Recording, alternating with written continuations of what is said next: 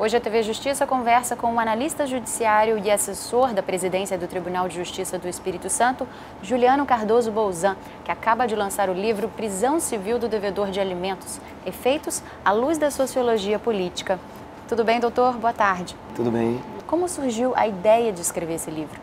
Pois é, a ideia, na verdade, como eu fui assessor de juiz durante muitos anos, e especificamente nos últimos 3 anos, eu fiquei em varas de família.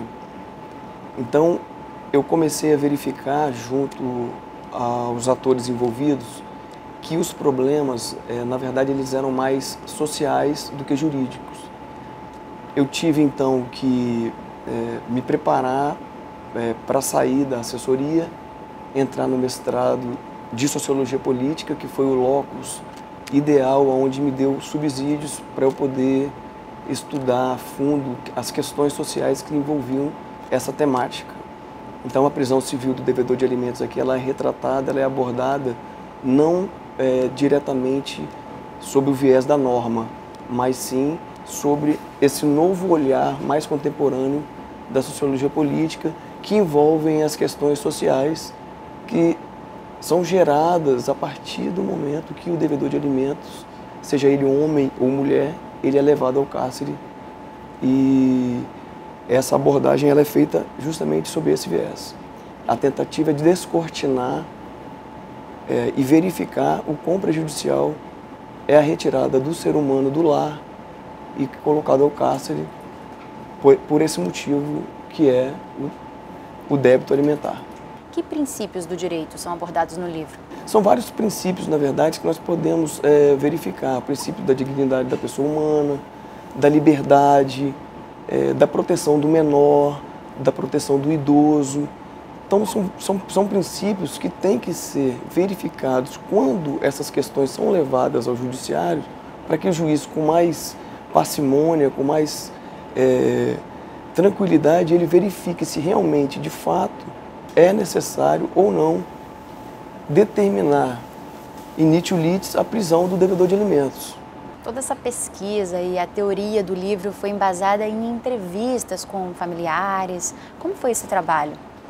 Como nós no mestrado temos um tempo para a conclusão de disciplinas e que é a pesquisa, né, a parte teórica e a parte empírica, dentro desses 2 anos, eu entrevistei atores envolvidos numa quantidade de 10, mas que me deram os 10 que eu entrevistei, desde magistrados a pessoas que estão envolvidas diretamente nesses pedidos de alimento, eles já me deram esses subsídios para complementar e para reforçar tudo aquilo que eu vinha falando antes.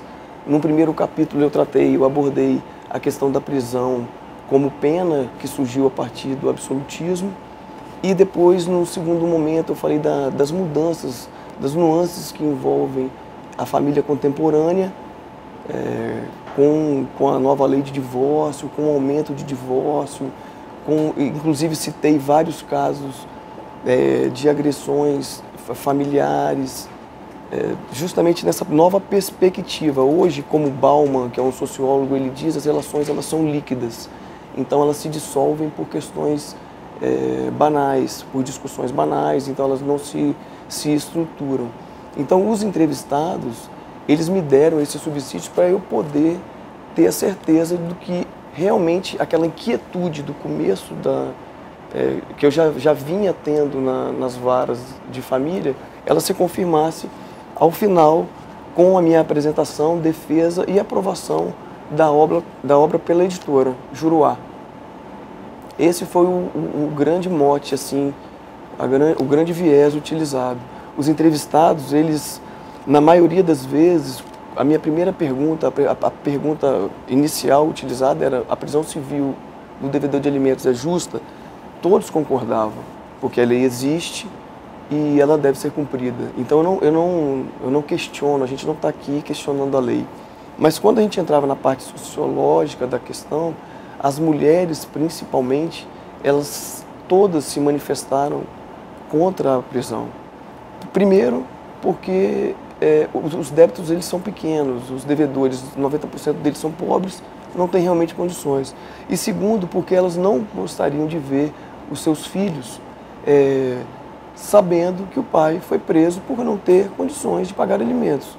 No que tange ao devedor com condições financeiras maiores, a utilização de meios, de subterfúgios para esconder os seus ganhos, seus reais ganhos, transferindo seus bens para terceiros. Então, houve uma demonstração de uma certa falha do Estado, não que a culpa seja do Estado, nem que ele tenha que chamar para si a responsabilidade, mas existe a falha nos dois aspectos, porque nos falta educação, saúde, lazer, nos faltam mecanismos mais eficazes para poder se dar ao menor, ou dar à mulher, ou dar ao marido, ex-marido e ex-mulher, os alimentos necessários que são garantidos por lei. Então, esses entrevistados sugeriram outras alternativas diferentes da prisão civil para esse devedor? Na verdade, os entrevistados, todos eles me deram uma solução. Eles, desde o começo das entrevistas, eles buscavam dar soluções.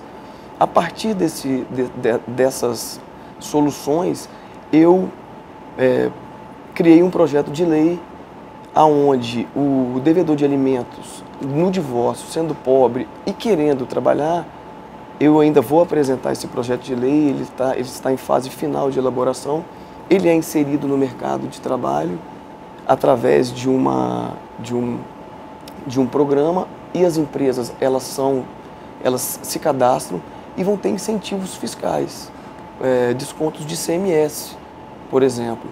Então, é uma ferramenta que, creio eu, vai retirar do Poder Judiciário diversas ações, principalmente essas ações de execução, porque eles já vão estar inseridos no mercado de trabalho, independente de terem um currículo básico, podendo até mesmo pessoas analfabetas, pessoas com estrutura, mas que estão desempregadas. Hoje o índice de desemprego no Brasil ele é muito alto.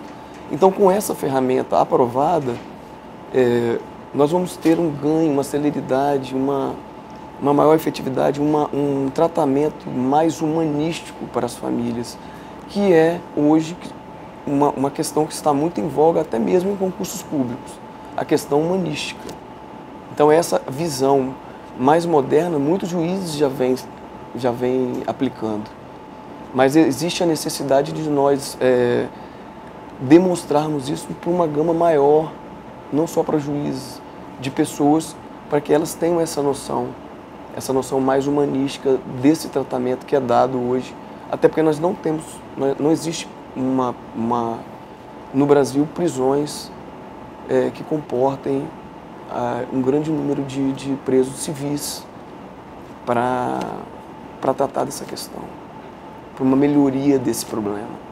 Então, os problemas abordados, eles foram verificados e foram constatados que são maiores com a prisão, devido ao afastamento do lar do pai, afastamento do filho com o pai, brigas entre as novas famílias constituídas.